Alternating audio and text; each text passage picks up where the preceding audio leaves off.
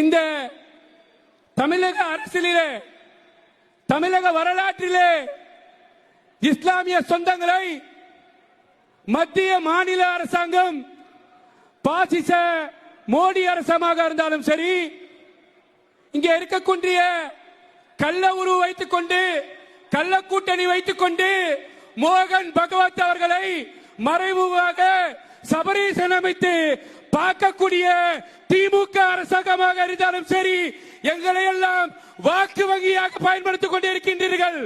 ஆனால் 2026 நீங்கள் எழுதி வைத்துக் கொள்ளுங்கள், ஒவ்வொரு இஸ்லாமியர் வீட்டிலும் இன்று களம் மாறிக்கொண்டிருக்கின்றது.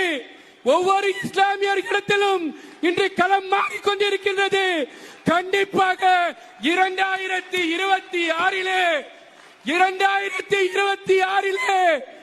எங்கள் அண்ணா, எங்கள் விஜய், மரியாதைக்குரிய தமிழகத்தின் வெற்றி கழகத்தின் தலைவர் விஜய் அவர்கள் தான் முதலமைச்சராக வர வேண்டும் என்று நாங்கள் தீர்மானத்தை போட்டுவிட்டோம்.